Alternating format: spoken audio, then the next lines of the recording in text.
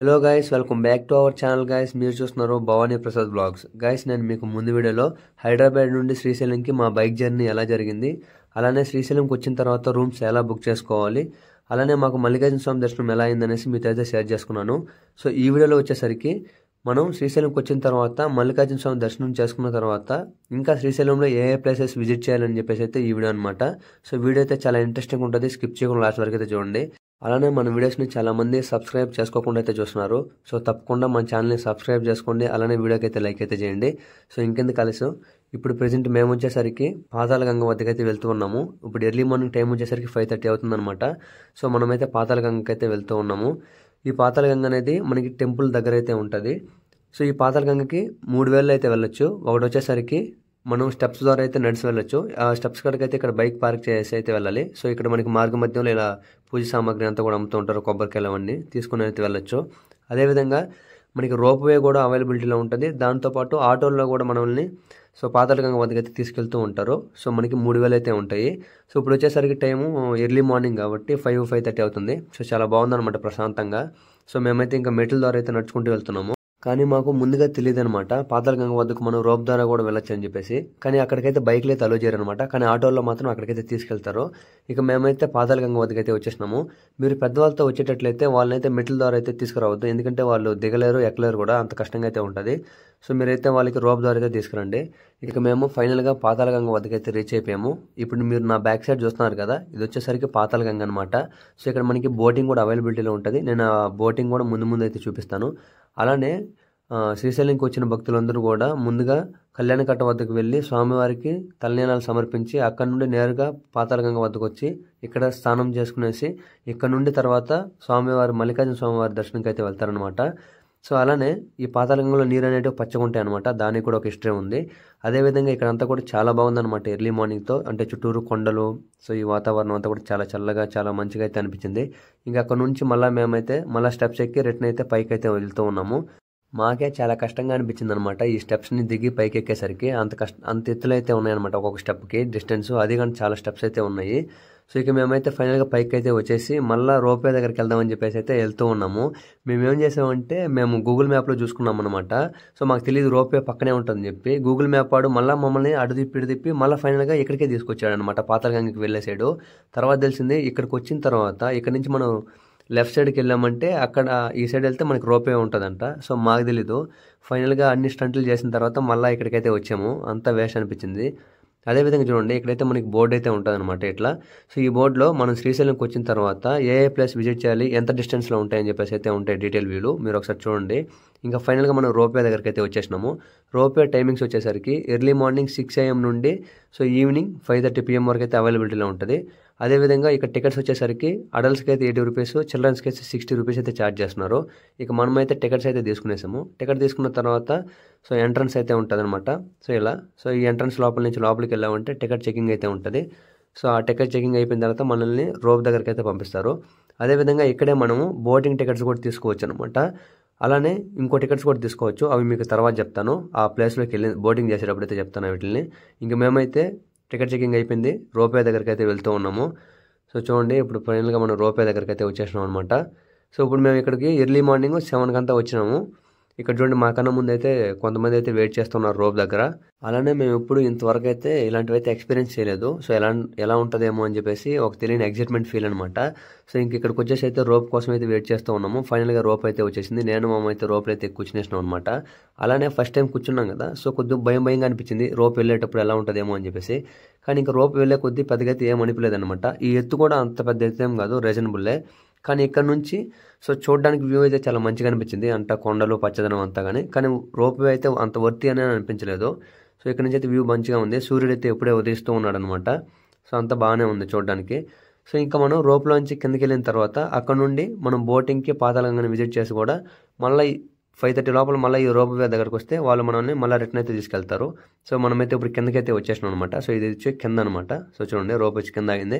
So ఇంక మేము దిగేసి అక్కడి నుంచి మనం బయట వచ్చామంటే సో ఇక్కడ చూడండి బోటింగ్కి వెళ్ళే దారి అని చెప్పి ఇట్లా ఉంటుంది. సో ఇక్కడ ఇటు నుంచి కొంచెం ముందుకెళ్ళామంటే సో ఇక్కడ మనకి పాతాళగంగ అలానే బోటింగ్ కూడా ఇక్కడే చేయొచ్చు. ఇంకోటి నేను మీకు బోటింగ్ టికెట్స్ పైన తీసుకోవచ్చు, లేకుంటే మనం నేరుగా పాతాళగంగకి వచ్చిన తర్వాత ఇక్కడ వాళ్ళు బోటింగ్ టికెట్స్ వాళ్ళు ఇక్కడే ఇస్తుంటారు. సో ఇక్కడే మనీ ఇక్కడ తీసుకోవచ్చు. వీళ్ళు బోటింగ్ టికెట్స్ వచ్చేసరికి సో అడల్ట్స్కి 80 రూపీస్, చిల్డ్రన్స్కి 40 రూపీస్ అయితే ఛార్జ్ చేస్తున్నారు అనమాట. ఇక నేను మా మామ అయితే 2 టికెట్లు తీసుకునేసాము. ఇక మా కోసమే బోటింగ్ అనేది వెయిట్ చేస్తుంది అనమాట. సో ఆల్మోస్ట్ అందరు ఎక్కేస్తున్నారు. ఇక నేను మా మామ అయితే బోటింగ్ ఎక్కడానికి అయితే వెళ్తూ ఉన్నాము. సో మామూలుగా ఉండదు బోటింగ్ అనమాట. సో ఇంకా ఫైనల్గా మనం బోట్ దగ్గరికి అయితే వచ్చేసి బోట్ అయితే ఎక్కుతూ ఉన్నాము. చూడండి సో ఎలా ఉంటుంది అంతా కూడా.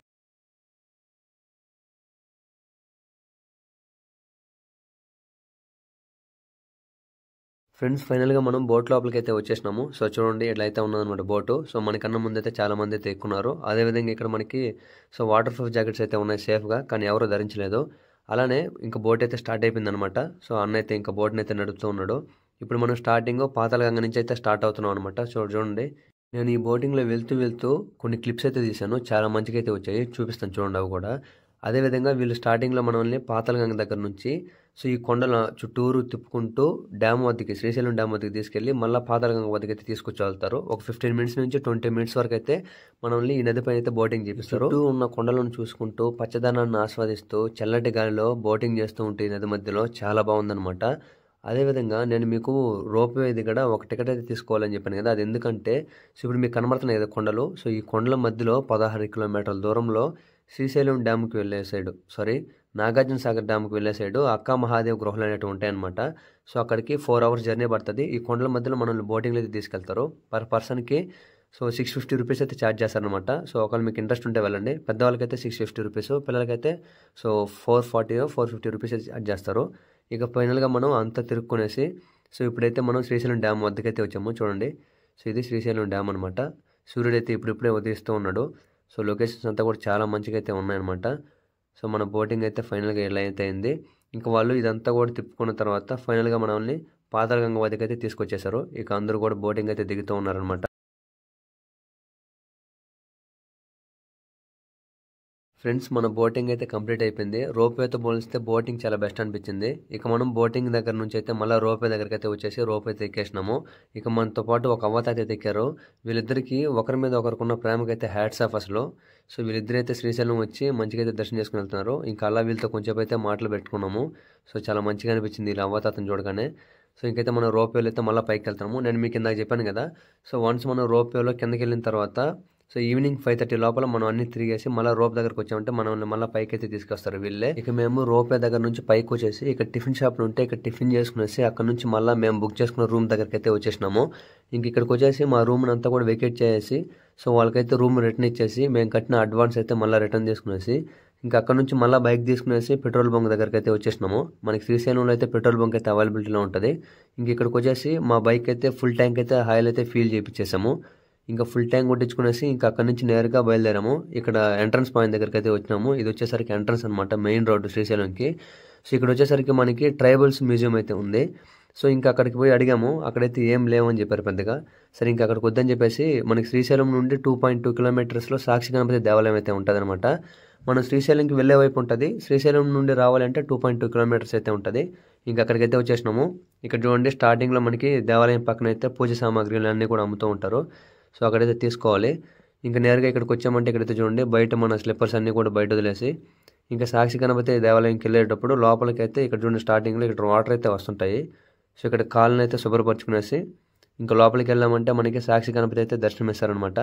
సో ఈ సాక్షి గణపతి దగ్గర మన పేరు మన గోత్రం చెప్పామంటే ఈయన వాటిని నోట్ చేసుకునేసి సో కైలాసంలోకి వెళ్ళేసి శివయ్యకి చెప్తారంట వీళ్ళు సో శ్రీశైలంకి వచ్చారని చెప్పేసి. ఇంకా మనం సాక్షి గణపతిని దర్శనం చేసుకునేసి అక్కడ నుంచి నేరుగా పాలధార పంచదార అలానే అటకేశ్వరం పోయే దగ్గరికి అయితే వచ్చేసినాము. ఇప్పుడు మీకు కనబడుతుంది కదా, సో ఇట్లా లోపల నుంచి వెళ్ళామంటే అటకేశ్వరంకి అయితే వెళ్ళొచ్చు అనమాట. సో అటకేశ్వర స్వామి. సో మేమైతే అక్కడికి పోలేదు, మేమైతే ఇంకా పాలధార పంచదారకి అయితే వచ్చినాము. సో ఇదైతే చూపిస్తాను. సో ఇక్కడ కూడా మనకి రోడ్లో స్టార్టింగ్లో సో మనకి షాపింగ్స్ అన్నీ కూడా ఉంటాయన్నమాట. అదేవిధంగా ఈ పాలధార పంచదార సో ఇది వచ్చేసరికి శ్రీశైలంకి వెళ్ళే వైపే ఉంటుంది. లేదు మనం శ్రీశైలం నుండి రావాలి అంటే సో 3.5 కిలోమీటర్స్ డిస్టెన్స్లో అయితే ఉంటుంది అనమాట. సో ఇంక ఇక్కడ నుంచి మనం కొద్ది దూరం అయితే స్టెప్స్ అయితే దిగాల్సి ఉంటుంది. సో ఈ స్టెప్స్ దిగేటప్పుడు ఇక్కడంతా కూడా సైడ్స్లో మనకి షాపింగ్స్ అనేవి ఉంటాయి అనమాట. ప్రతి షాప్లో కూడా సో మనకు ప్రకృతి నుండి లభించే మూలికలతో కూడా వీళ్ళైతే ఆయుర్వేద మెడిసిన్స్ అయితే చేస్తున్నారనమాట. సో ఇవన్నీ కూడా మనకి ఆయుర్వేద మెడిసిన్స్ అనమాట. ఇవన్నీ కూడా ప్రకృతి నుంచి అయితే లభిస్తాయి. సో ఇక్కడ ఇవన్నీ చాలా అయితే ఉన్నాయన్నమాట ఇట్లా. సో ఇంకా మనం ఫైనల్గా అయితే పంచదార పాలధారకి అయితే వచ్చేసినాము. అలానే ఈ ప్రదేశాన్ని పాలధార పంచదార అని ఎందుకు పిలుస్తారు అంటే గంగాజలం అనేది శివుని నేత్రము మరియు శివుని శిరసమును తాకి వస్తాయంట. సో అందుకని చెప్పేసి ఈ ప్రదేశాన్ని పాలధార పంచదార అని పిలుస్తారు. కాబట్టి ఇక్కడికి విజిట్ చేసిన భక్తులందరూ కూడా తప్పకుండా పాలధార పంచదారని అయితే స్వీకరించండి, మంచిది. అదేవిధంగా మనం ఇక్కడికి వచ్చిన తర్వాత చాలా మంది తెలియకుండా వెళ్ళిపోతుంటారు. ఇక్కడ నుండి కొంచెం ముందుకు వచ్చామంటే మనకి కొండపై నుంచి అయితే వాటర్ ఫ్లో లాగైతే వస్తూ ఉంటాయి. సో చూడండి, ఇప్పుడైతే మనం ఇక్కడికి వచ్చాము. సో ఇది కొద్దిగా ముందుకు వచ్చామంటే అక్కడ నుంచి సో వాటర్ ఫ్లో లాగైతే పైనుంచి అయితే నీళ్ళు వస్తూ ఉంటాయి అనమాట. సో ఇక్కడ కూడా మీరైతే విజిట్ చేయండి.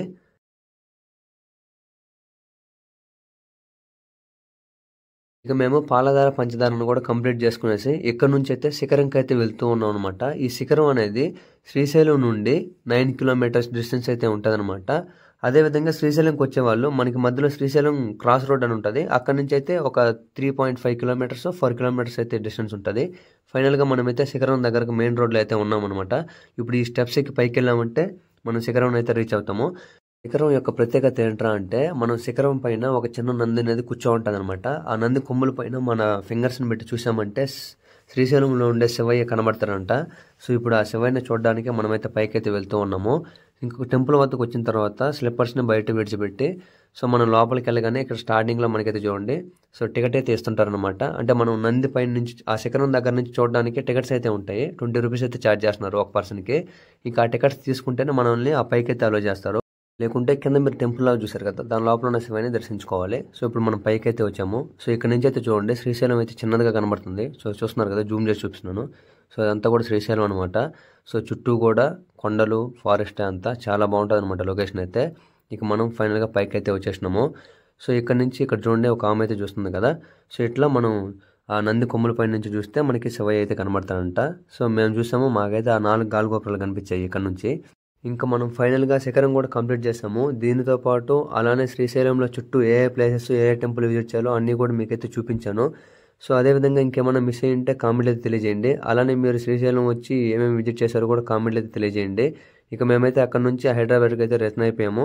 సో చూసారు కదా గైస్, వీడియో ఎలా అనిపించిందో కామెంట్ చేసి, వీడియో నచ్చినట్లయితే తప్పకుండా లైక్ చేసి సో మరిన్ని వీడియోస్ కోసం మన ఛానల్ని సబ్స్క్రైబ్ చేసుకోండి. Thank you for watching. So ఇంతలా సపోర్ట్ చేస్తున్న సబ్స్క్రైబర్స్ అందరికీ so thank you so much. Bye.